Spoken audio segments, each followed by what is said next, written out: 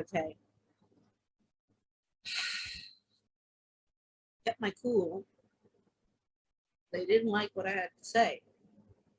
See, this is a typical, the Winters group is the one that did the Respectful Workplace at the IMF, the Institute for Capacity Development. It was over a 2-year period. I think it was the first in 2013, the second in 2015. Not sure about the dates, but I was so horrified. The first one, when we walked out, one of the economists, Zanforlin, I forget her first name, she laughed. She said, was this to fill a quota? Of course, they were laughing. I wasn't laughing. The second one, I was so upset and angered by the presentation and the bullshit that I went to the coordinator for domestic violence at the IMF World Bank, Elizabeth Legrain. And I told her, I said, you better go to Mark Plant and go ding, ding, ding, ding, ding, ding, ding, ding, ding about what kind of crap Sharmini Coorey and Gina Paone and the HR department is espousing here. The propaganda, the bullshit. Oh, no. Now, she knew me well from my time at the IMF Family Association, my case in Spain, all of my activism work. She knows everything that I am doing. And if she doesn't know about the trajectory and everything that I'm arguing, she is an American citizen. And she is enabling and empowering all of this stuff. She has a position where she could make a difference and kick butt with the World Bank Family Network and IMF Family Association, but she chose and chooses not to do so, just like everybody else, for money. So this just popped in again, one of those things on my email. I get the newsletters from the Winter group. You want to join? I'm like, okay, fine. Well, I don't think I was much welcomed. Particularly, there's one woman who I'm going to have to be looking into, who obviously left because of what I was saying. Black supremacy. This is a perfect example. Perfect example, and the tools that are being used. So, get more evidence for the international courts, for everybody who wants to cover everything up. But this is just a drop in the bucket. This is just an example. This is the same kind of crap that goes on in all these workshops, whether it be at national levels, local levels, national levels, or international levels. Makes no difference. It's all about being invited into the discussion. I'm sure I'm going to be blocked. I'm not going to be allowed into one of their Zoom meetings anymore, or I'd be very surprised if I was. And I think I conducted myself appropriately. I expressed another viewpoint, which obviously was not appreciated, like everywhere. If you don't buy in to their agenda, you're an extremist, whereas they are the extremists. So, anyway. I've been zen out after that one. I'm going to have to pull some cards and calm down first.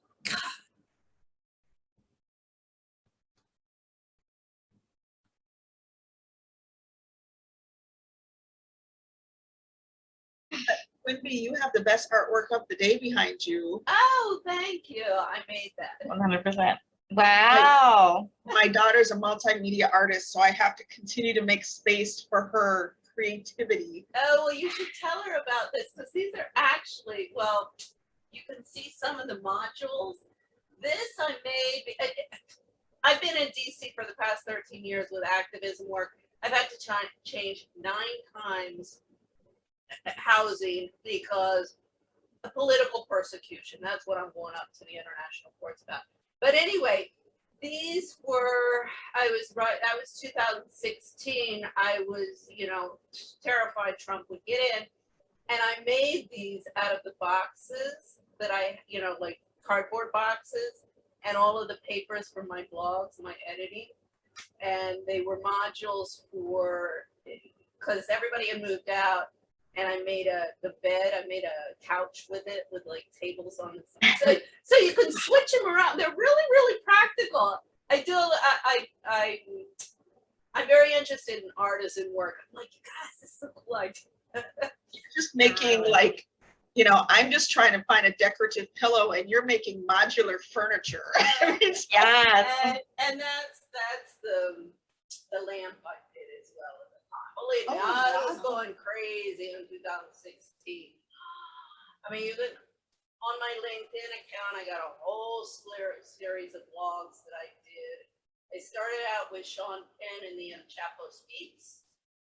Because I went ballistic. I said, excuse me, give a voice to Sean Penn because we need to dismantle the new Jim Crow. And he's right. I lived in Colombia. Long story. So then I went to the Harper Lee. She passed. Then I did a court watch because I've been involved in violence against women and human rights violations and family courts. I did a court watch in Arlington, Virginia, did a whole slew of blogs. Then I attended the IMF spring meetings. Went ballistic because we've been trying to go to the UN Women. We've been submitting, there's 3 of us, submitting to UN Women since 2014. Then it got into the elections. I was scared that Ted Cruz, because he actually had a brain. Well, he has a brain. Because he's still alive. But then we got Dumbo in there. And I said, I told you so. I told you so. The day after, I was at the Women's National Democratic Club. Night before I'd been there, I said, don't count your chickens before they're hatched. The day after, I was like, told you so. But they don't like what I have to say. So they don't give me a voice either. No worries. It's a mess. Washington is a mess. Yeah, I'm a disruptor as well. Say what you got to say because somebody's got to say it. That's why we're here. 100%. Yes. Or 1,000%, as they say. Yeah. Well, I've got War on Domestic Terrorism is one of that's my activism website. That's building my cases because my case started in Spain. My case is in Spain, but it challenges the second jurisprudence on violence against women as human rights violations. But then everything I've gone through after coming back to the United States challenges the first one, which was 2011, Gonzalez Linehan versus USA. But none of the lawyers will submit to the international courts because it's a money-making business. And the international community, the IMF, the World Bank, and the UN are all complicit. I mean, we've documented this. This is all ready to go to the international courts, but nobody will submit. So this is just my first take. It's probably going to have to be submitted by a country that has a female president, like a Germany or something else. No, you know what? If you get into all of this, you will find ask any victim of the court systems, they will tell you the women judges and the women lawyers are the worst. Stay away from them. Yeah. So this whole thing of putting women in power, I mean, read all my blogs, my videos. I go on into this because in 2010 it was the Coalition of National Coalition of Domestic Violence lobbyist. She told me what we need is a new civil rights movement. I said, okay, well, we need an ideology, we need a platform. But there's so much squabbling going on with all of the different factions, I can't move forward. I presented the legal stuff. I've been on the committee to get to the press for 7 years now. I am the committee, because when it gets, time to actually send the emails, put all of that together, collect the files, collect the evidence, no one's there to be found. I'm the only one. I don't mean to be hijacking the conversation, No, but I'm I'm hijacking the conversation. No, but I wanted to ask, now that we have a Native American Indian woman as head of the Interior, is that going to give you any other traction? Oh, no, Kamala Harris? I mean, not Kamala, the other Native woman. One with the long black hair, came out of New Mexico, I believe. She's Secretary of the Interior now. Oh, I'm not familiar with her. What is her name? Gabby, you know who I'm talking about? No, yeah. Well, I'll look her up and send her a letter, but just got married. Just saw her. Yeah, I mean, okay. I'll look her up and send her a letter, but right now I've been working on the Como stuff because, quite frankly, they went after him because he did a good job. Right. I'm sorry. This is Deb Helen, yep. This is the problem. The Thank you, Margaret. The feminist, and I've seen this and I've been tracking this, the ALs, because the feminists won't submit. I mean, I've been, and Gloria Allred is up Shit's Creek without a paddle, because I've been in contact with her, and she doesn't, oh, no. See, so when the Weinstein case came out, the ALs case, all of those, see, the problem was, yes, there was validity there, as I say, there was fire, but the agenda was not defending women's rights. It was to bring these powerful men down. Now, oh yeah, thank you. The Prince Andrew case and the Como case, that's another story. Those are political attacks. And those there's only 3 minutes left. Yeah, Deb Holland is her name. Okay. Yeah. Well, I'll check her out. She'll get a. But believe me, look, because after the January 6th insurrection, I went to the Capitol Hill Police. I said, we have been lobbying since 2010 on Capitol Hill, and I just keep on collecting names of all of the little idiots up there who I want to see in court. Now I hear you. I worked on Capitol Hill from 81 to 85. The only competent person up there was the executive assistant to the senator who ran the office. Shipshape. That's not happening. She's turning in her grave. Gabby. She's turning in her grave. So That's okay. I know I'm hijacking, so go ahead. It's okay. No, because I was going to say but we only have like 2 minutes left, but we'll have more time in the next breakout. I was just going to say, like, the learnings that, like, what we're unlearning. I'm just learning so much about white supremacy, and to Mary Francis's point of just like my complicity in it. And I feel like it's sometimes like if I'm, sometimes it's like I'm not speaking up enough, which I might have just demonstrated right now, right? But that was just me trying to address whatever the prompt was. But Margaret, I think you're still dealing with technical issues. I'm unmuted, but I can't seem to get my video to work. So well, we can hear you. We can hear you. Yeah, maybe I can. Yeah, maybe I can check my settings when we get out of the breakout. But yeah, so for unlearning, or what am I learning? I'm learning, to listen deeply and like really hear other people's life stories and life experiences. Like you, Gabby, I'm also learning, just the depth and the pervasiveness of historical and structural and intergenerational racism, and my ignorance and my naivete, for my part. And what am I unlearning? To step back as a white culture response of answering first, and really listen to other people's responses and lift up their voices. And then to ask more questions about who is really benefiting here and who is not, and make sure that that's part of every conversation. All right, Jillian. Oh, no. I was just gonna tell Quimby, you're lovely. And I hope DC gets its statehood soon, and stay safe this weekend on the 18th, because they're coming back your way again to DC. And you are a great voice. Well, They should be scared of you. I live in Mount Pleasant, believe me. I don't, but I went to Capitol Hill. Now you have to understand, when I started working there, ooh,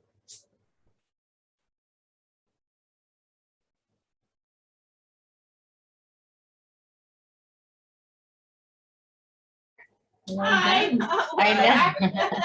Okay. I we guess all they have to got go. us in the same group. Sounds good. So should we try again? Should we tackle both questions, the last one and this one?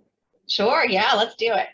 Okay. I took a picture of the, Yeah, it doesn't like transfer to our chat, so I'll put it in our chat.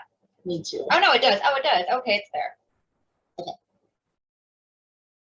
So I'm just going back to the former question. Hi, I'm Jillian. One word check-in, inspired by you guys. I'm learning how to advocate for myself, and I'm unlearning how to be emotionally reactive to Karens and people that attack me and harass me. Consider what you have been engaging in. So as a practitioner, so I'm very good at coaching people on how to advocate for themselves. I need to do more of that for myself, or find a coach to coach me. Sometimes it's hard to coach yourself. And what has been your interpersonal reckoning? The fact that, like everybody was saying, you know, that it's very real. Racism is very palpable. It's always around us. I didn't even have to leave my house. I was on the phone on a business call and got attacked on the phone. And I didn't even go down to the grocery store. It just happened. So I'm like, great, now it's coming into my home. I can't even find refuge in my home. But long story short, the second question, what possibilities in shifting power in something to justice have you experienced or tracked?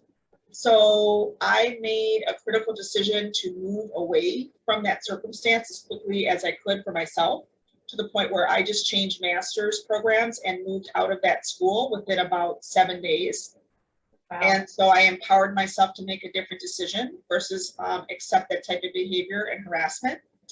And what would you like to see more of? I would like to see more of people being willing to make radical adjustments or change. Sometimes to flag to people that they just don't get to, you know, take any more of my power, and to find other groups where they feel safe. Because sometimes people are just not going to learn if you're constantly, they want your negative energy. So just to remove yourself from the negative energy and find a new path for yourself and find your peace on this earth before we have to leave it. So 100%. Thank you for sharing that. I'm just going to jump into the second question. So as far as like, I shared a little bit in the chat about my experience with shifting power when I was a classroom teacher. Honestly, it's just something that I think can be applied to any situation where there's a group dynamic, there's a power dynamic, like at work. I've seen countless people who just have these untapped talents that if someone would just ask, you know, they would be able to contribute more, and the organization as a whole would be better off. So I see that as a trend for sure, or not a trend, but like just the way it should be going in as far as work is concerned, especially since the pandemic and since everyone's kind of shifting, you know, to working from home, and like some of the power has been shifted in that sense. So just this idea of, you know, especially like doing check-ins somehow, like whether it's like surveys with the whole company, just so that you are getting as many voices heard as possible, and asking those questions to find, you know, that talent, and just to, you know, empower people to take initiative and use their talents. I think that'll be, you know, good for everybody. Quimby? Yeah, oh, go ahead, Quimby. Hold on. Sorry, I was going to say, go ahead, Margaret, because I had talked. But Gabby, how, you know, are you doing that in the you know, you're talking about the problems in the organization, and believe me, I've got a 150-page report against the IMF on that one, and I'm going to the international courts on, because apart from going to the problems in family courts, I'm also addressing and going to the courts, the international courts, on labor rights violations in Washington since I've been back, because it's rampant. I mean, the first headhunter I met with in 2009, she said, I'll never find you a job because anybody who looks at your resume and interviews you is going to be afraid that in 6 months you'll have their job. And that has been my problem time and time and time again. Now, that even includes my application as president of the World Bank when Dr. Kim stepped down. Which you can go on, you know, my activism websites. I didn't come back to Washington to get into the macadamian games. I came here to dismantle what I had fled in the 1980s. So I'm just playing with everybody right now. They want to ostracize me from the workplace because I am competent, because I'm an old lady, because I'm a, you know, a deposed trophy wife, because this is what's happening with the older women who are opting back in. It's still discrimination. I know they're saying, well, no, we can't discriminate against you because you're white. I'm like, no, sorry, this is still discrimination. Because, you know, I paid my way through college working in restaurants. I've been working in restaurants. That whole, I mean, every restaurant that I've worked in is looking at lawsuits. The IMF, I worked there for 7 years, lawsuits on labor rights violations and bullying. And this is the same time that I'm attacking the State Department because my focus is for the Americans living abroad in court cases abroad. That's my niche, if you will, which is 7 million Americans. So for that, I have the State Department in there, the White House, Congress, DOJ on what's going on in Washington, and I can't get anywhere. So, believe me, I'm all over the freaking map on that, but it goes into one of my focuses, in fact, in my YouTube videos right now, and my work is the HR function. It's so important. It's just out of control. It's out of control. I got names up the wazoo. A lot of the focus is on helping those HR departments for sure. Well, it's not helping them. It's cleaning up their act. See, this is one of my points is they are doing the job that the socialites and the dowagers, like myself, I'm a cave dweller. I don't know if you know what a cave dweller is in Washington. You know what a swamp dweller is? Yes. Okay. A cave dweller. The swamp dwellers are descendants of the robber barons. The cave dwellers are the descendants of the founding fathers and the Knickerbockers. Go into your history. But, so I'm a dowager cave dweller. And we used to do the job of the HR people. Now you explain to me how you're having it all and doing a good job, because you're not. You're not. You're screwing up the workplace royally. I won't go on anymore. Margaret, go ahead. Thank you, Quimby. I was just typing in the chat. But yeah, what would I like to see more of? Like me speaking up in the moment of an injustice or a microaggression rather than me sort of racking my brain, like, what can I say? What can I say? What can I say? Sometimes it's just to say out loud, hold up, hang on, you know, let's listen to that again. And, you know, a lot of times what happens is that then, of course, after the moment, all kinds of responses come to me. You know, I've left the meeting and then I go, God, why didn't I say, you know, X, Y, Z, you know, whatever it was. So I really am I would put that even in my, what am I learning? You know, I am learning to say something, you know, even if it's not the right thing, even if it doesn't feel perfect, you know, because that's the death knell of inaction, you know, is waiting for something to be perfect. What possibilities in shifting power and centering justice have I experienced or tracked? Well, I work in public health, which has been its own, you know, shit show over the last, you know, year and a half. But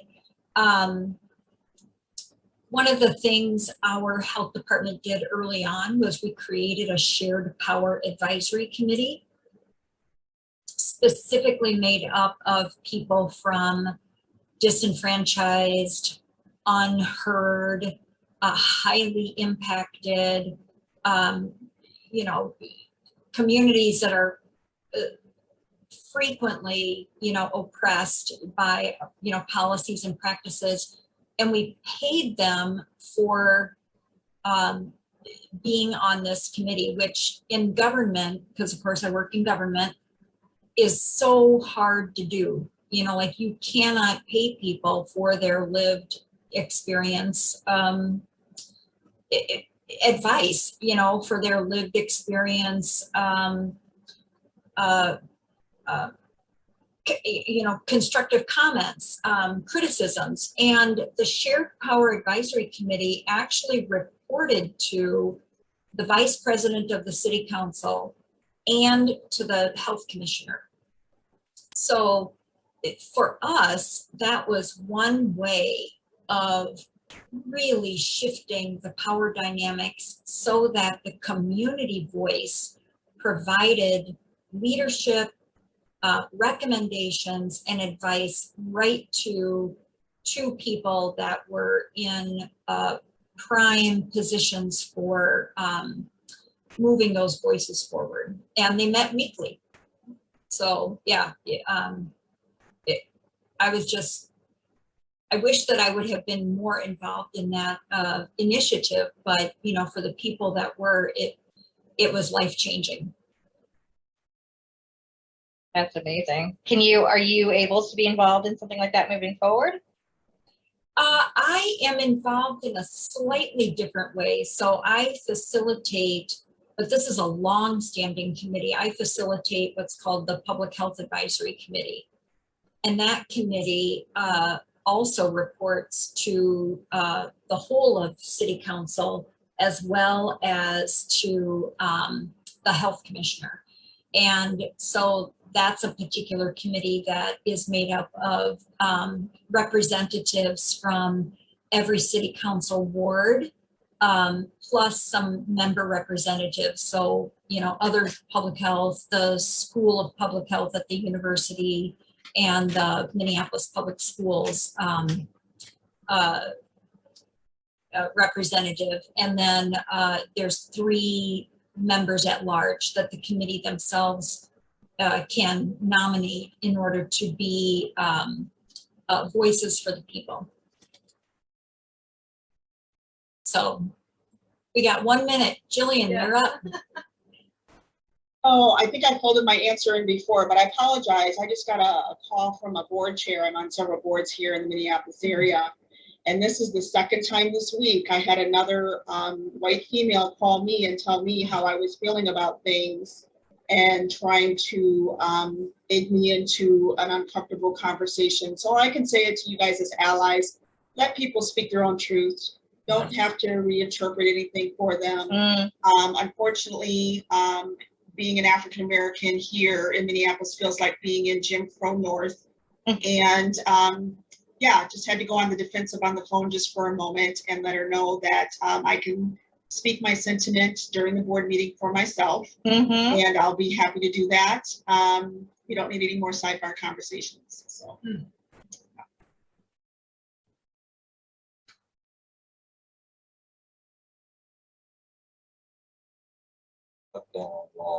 Pushing the organization to start some type of difficult conversations or courageous conversation initiative. And I'm actually running into, you know, like a fair amount of resistant because people really aren't, interested in taking the risk. So, it's, for me, it's kind of like, I feel I'm not listened to as much. And so, the amount of influence that I had, I think it's discounted. Because, once you make one of these suggestions for an initiative that doesn't really go over well, then that has an effect on the next initiative that you might want to start. Yeah, thank you for that. Thank you, Ken. Anyone else? Maybe back off Kevin, yeah, very similar experience with me and my organization. After, I think it was Stockley verdict in St. Louis, a little grassroots, real-time, real talk, we called it, was pushed into the limelight to be offered organization-wide so that we could unpack these issues of injustice as a group. And it was very well received, but then it kind of stopped happening. And so they brought it back this past spring because of the Derek Chauvin verdict, and leadership just took it, lifted it, plugged it in, and didn't really talk to anybody who had been there before about lessons learned. They had groups of like 20 people at each table, which in my opinion is way too much to really get people to share. But that brought on another idea. Well, what if us allies were to help lift and keep this thing going every month? And so we went through into this huge strategy and proposing it, and then got all the way to the end. And no, let's put that on the shelf for now. Thanks for doing all the good work. And so I think there's a thirst for that, and I think that leadership discounts the professionalism of the employees that are interested in leaning into this topic. I do also recognize that the emotional labor that our ERG chairs have to deal with on a daily basis, not just with pushing, the equality forward, but also with dissent within their own groups. No ERG is a homogenous, like everyone thinks the same, everyone has a different opinion. So I hear you, and I don't understand. I guess I don't see how this couldn't just be a no-brainer. Obviously we're all here talking about this stuff, so we're all about it, but for there to be such a hesitancy from leadership to open it up for everyone is a little disenchanting. Yeah, Leah, I appreciate that. I mean, fear is a powerful motivator to maintain status quo and hold on to power, right? And if within an organization, particularly the white leadership, they've not seen it modeled and only see it as someone is taking power as opposed to the reimagining of power. I mean, a good example, yesterday when I was in Boston, I asked the CEO of this healthcare system, and this is, to me, this is a very small lift.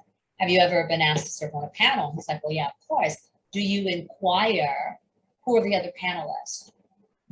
He said, yes. I said, do you inquire because you want to make sure that they have the same academic aptitude that you do, or you want to make sure that it is well-balanced perspective, that there are Black people and women and disabled, people. And I said, so what might that look like to say, I deeply appreciate, I see this list now. It's not particularly diverse. Actually, I have some Black women, some Latinx women, someone who's a wheelchair user and an LGBTQ person I'd like to recommend for this panel. And I'm going to step back, even if it came with a significance language. So that had never occurred to him to do. I mean, that to me is a very small lift and indicative of how that might look, more broadly speaking, within context of organizational shift. So yeah, thank you for that. Anyone else? What are the risks? What resistance are you experiencing? What does shared risk look like in your own work? I've been marginal. I love the word cancel. I adore that word cancel. Because yes, I come from a privileged white background, but because I am challenging that all of the domestic violence problems and all of the issues that exist, it's not just a poor people's problem, it's a rich people's problem. I went to Foxcroft, they've canceled me. I love their courageous conversations, which they canceled me from. I went to exclusive boarding school in England. A good friend of Prince Charles' sister was my roommate. So you see the people that I'm dealing with, they've all canceled me because they want to silence the psychological abuse of women. Thank you for that, Wendy. So it's believe me, there's a lot going on out there. Thank you for that. I want to offer too. I mean, I don't identify as a white person. I shared this with you as a Black person. I have a white Jewish mother and a Black father. And one of the things that I like to offer, I just offer as perspective, particularly when I'm working in community with white people, is that when issues come up, and I really appreciate, Leah, you lifting up the emotional burden that falls on the heads of ERGs, that even when as white people, we might have responses, we actually have ideas and thoughts, that maybe the pause is thinking about our group agreements. I do have perspective and thought. I want to hold space for those folks who perhaps are more and deeply impacted than I am in this moment, and for voices from whom we have not heard yet. Mm-hmm. And that just, when I think about collective power, what shared power looks like, it looks like sometimes holding back so that other perspectives and voices can come into the room. Recognizing that even in whiteness, there is a wide spectrum of what access and power looks like, right? Whether or not someone was born into affluence or grew up in abject poverty in the way that I did, whether or not someone's a survivor of sexual violence, whether or not someone's formerly incarcerated, like all of those levels and nuances. So I just want to offer that as well into the space. I just want to comment because I agree with that. For example, my ex-husband was Spanish. Now, there was a huge thing, dept, which of course means he has Arab blood. Now, this was huge within his family. No Arab blood whatsoever, because we are Caucasian and we are European. I was like, excuse me, look at yourselves in the mirror. You people are hypocritical as much as my mother, who, when I got divorced, she said, and come back to the United States, well, I hope you're not using Gonzalez and you're using Wilcox. So there is a relook on this, because in fact, I lived abroad for 20 years and was discriminated against continually as an American. So there is a lot of different faces to all of this. Yeah, thank you. Thank you for that. Thank you so much.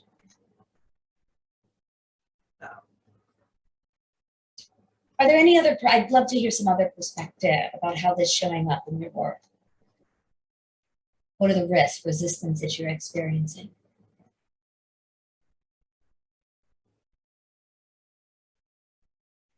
Uh-oh, Howell, you're on mute. Sorry, we're almost out of time, but Yeah. for me, when I was internal, it was a risk of, my success in my, my performance objectives, right? Being able to get this across. I often was shut down and sort of marginalized and not given the credence to progress the strategy forward and what we were aiming to do. So, it was a risk of being perceived as a professional.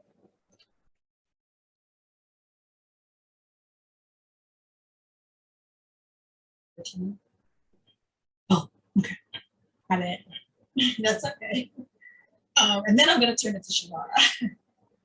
So, risk. When we talk about implementation, somebody was talking about implementation. Oftentimes, implementation doesn't happen because there's a great deal of risk with doing some of the things that we know we need to do for justice. When Shavara mentioned Salesforce and their CEO said, we're willing to relocate anybody out of the state of Texas as a result of that oppressive, repressive, archaic law that they just passed. So risk there's a lot of risk associated with what we do. And what we're talking about here and what Brittany has been sharing for a while is this notion of how do we share risk? So, what's at stake? There's a chance of harm. harm to ourselves or harm to others. The uncertainty of what's going to happen, the consequences, the danger, the loss. So when we think about it, and I know Shavara is probably going to reflect on some of this history that she has too, but when we think about it, look back to the civil rights movement of the 60s. You know, there was a lot of risk, there was a lot of loss, there was a lot of danger. And I think, you know, we became complacent because perhaps we made a little bit of progress. And we now recognize that, you know, if we have gotten into these corporate jobs, the risk is, hey, we can lose that job. If we have, if we try to do something for one group, you know, there is a chance that we might harm another group. Although we feel in our practice that in the name of equity, in the name of justice, taking that risk that helps one group will help everyone. And so there's a lot at stake. And that's why we like to bring this community together. So together, we can begin to learn how to share those risks. And so we're going to be talking about that in a little bit in the breakout. I want Shavara now to talk a little bit more about what shared risk might look like. Thank you for that context setting, Mary Frances. So when we're talking about shared risk, and I really appreciate earlier we were talking about this reimagining the shift in power, and Brittany called in that people often see it as a loss, right? That they're giving up something as opposed to a sharing. So it's not just sharing and shifting power, it is also sharing and shifting what risk looks like. So naming the nuance, right? And it's different between internal practitioners and external practitioners. I know, I'm gonna come from this place of I can only speak for myself, I'm an expert in Shavara only, that there is conflict. I feel tension when I am part of a system and I need to be part of a system to disrupt the system, and at the same time I feel complicit in the system. Anyone else have that kind of experience? Yeah.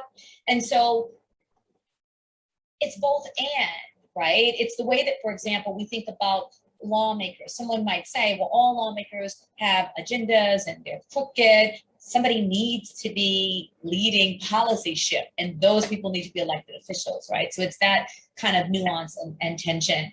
Leveraging our individual access and privilege and our collective power. We've been talking about the collective.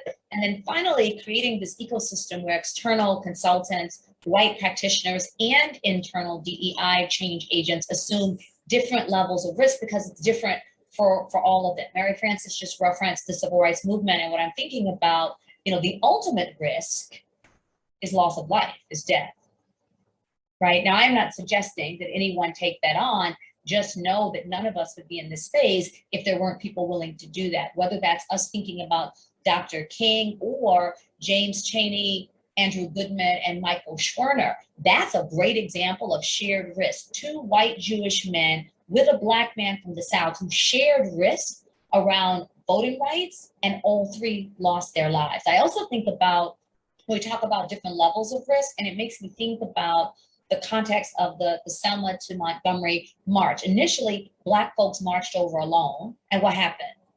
Bloody Sunday. John Lewis almost lost his life then. Second time, Black folks marched over that bridge, my father, Dr. King, Andy Young, with white folks and Jewish folks and faith people. It was a little different. The third time, you know why it was successful? They didn't just gather all the white folks and the clergy, they also went with National Guard. That's different level of risk. And what does shared risk look like? Shared risk in that case looked like a successful Voting Rights Act. More relevant perhaps to what's happening with us now, I think about the Google executive, the Black woman who dared lift up inequity within the organization. 800 Google employees joined a solidarity campaign, right? Sharing the risk. Now she was fired, but then they shared the risk to all the other folks who were deeply impacted by that. We think about the risk of disrupting the status quo. I think about in my own lived experience as a survivor of sexual violence, holding accountable systems around that. I felt I ran the risk of alienating my own Black community and somehow selling out my Black community. And so there are different levels of risk. And we think about this from an interpersonal perspective, an institutional perspective, and a structural. And the final example I'll give you, there's a white woman in Jacksonville, Florida, Hope McMath. There's several articles about her that you could follow up more on. She was a museum professional for 17 years, served as executive director of one of the most prestigious white institutions, museums in this particular part of the country, in northern Florida, the southeast part of the country. And she had donors who were pulling money because they said, we don't come to the Cummer Museum to see Black folks on the wall. She resigned, not just from a position, she lost an entire career and was told by white establishment, really, if you just kind of let this go, this justice stuff that you've gotten muddled up in, we will bring you back into the fold. She has decided not to do that and has continued the work. So here's the risk of not just a job, a six-figure salary, but an entire career and being disconnected from community. And so I offer that in the context of us doing our own personal interrogation about where we are comfortable in taking risk and how can we push ourselves to challenge ourselves to take on greater shared collective risk.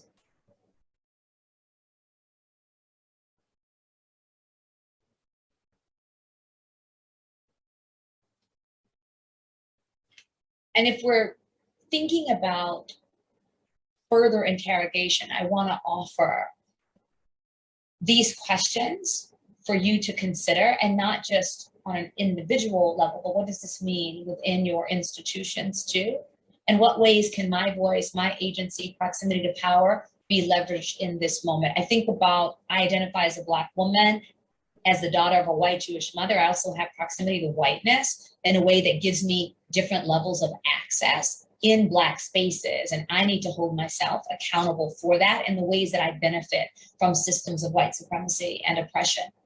What benefits or privileges do I experience that my colleagues do not? Thinking about those of us who are able-bodied, people who hold cisgender heterosexual identity, and all the other ways that we can be privileged and simultaneously disadvantaged, particularly for many of us who are people of color, that, and Black people, Black women more specifically, that is perhaps my most strong identity. And at the same time, there are lots of other ways that I benefit. Brittany, I think, elevated this a little earlier when we think even about the ways that those of us who are formally educated benefit, those of us who have never been incarcerated benefit. So those are ways that we should be thinking about the privileges that we hold. And then what's the cost of my silence or inaction? Because there is a cost for this silence. And, you know, I think about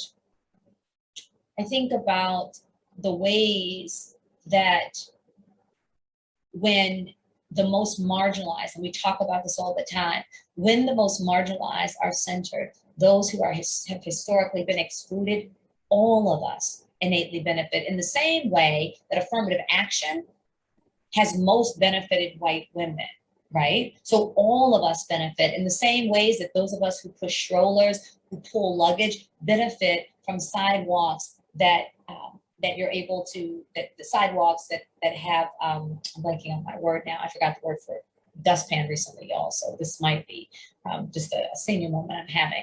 But in the ways that we can have access, right, to spaces for those of us who don't necessarily identify as being differently abled or disabled, but what happened with the Disability Act absolutely benefits all of us who are able-bodied.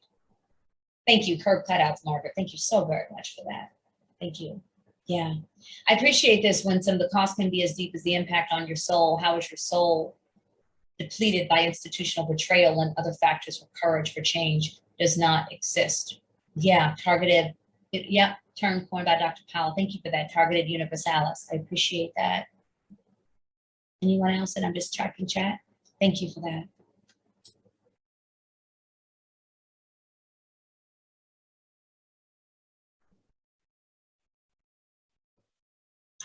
Hi, I wanted to make a couple of comments of Shavada, and I thank you for bringing up some issues.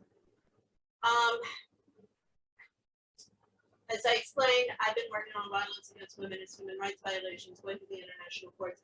However, my grandfather He was the first white lawyer in the South to successfully defend a black man. That was 1910. That was 7 years before Harper Lee's father's case, and everybody else failed. That was the same year that the NAACP was really started. There was a discussion between Du Bois and Booker T. Washington. I get into all of this a lot, especially in Harper Lee's blogs that I do. I always wonder if the Black community in the South had taken an interest, because the congressman at the time took an interest in my grandfather's argumentation, brought him up to Washington to work in intelligence work as a spy. Well, he eventually left because he got involved in subversive activity. But I always wonder, if we had relooked, because affirmative action has not had a positive effect. And I go back in my own work, I go back to my grandfather, that defense. I also have John Dickinson, who's in my family tree, who was the only founding father to not sign the Declaration of Independence because he didn't believe we should separate from Britain, different reasons. But it still goes back to there. Then I go back to the Puritan movement, which is 1571.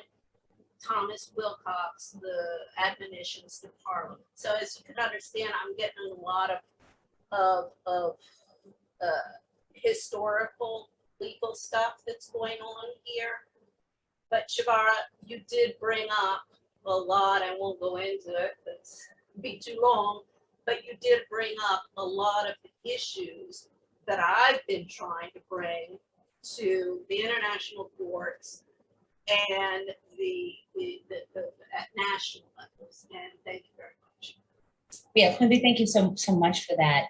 We are going to, and thank you all, I'm tracking in chat too. We're going to transition because we have our caucus breakouts, and I also want to be mindful.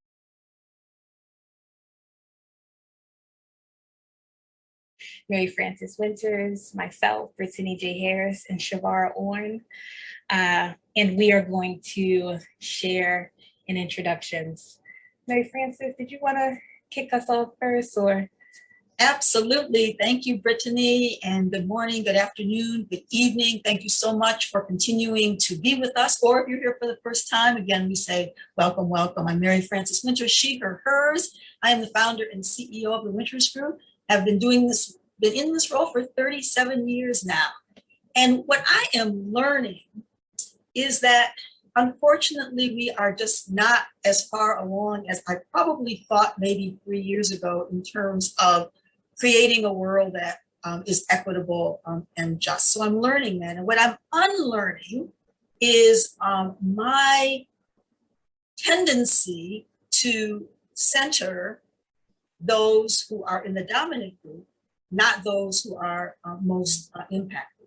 I think over the years, what I have done is center the comfort of those who are in the dominant group. And so that's something that I am unlearning as we continue our quest for equity and justice in this world. Thank you, Mary Frances. Shavara?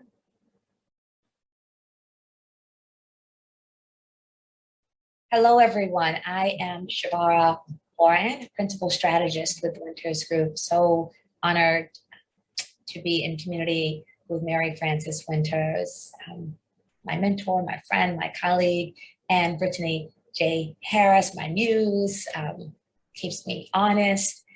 I am learning to make peace with the nuance, the unsettledness, the unease of how our work in this DEIJ, whichever way you choose to arrange those acronyms, has become even more commodified and commercialized.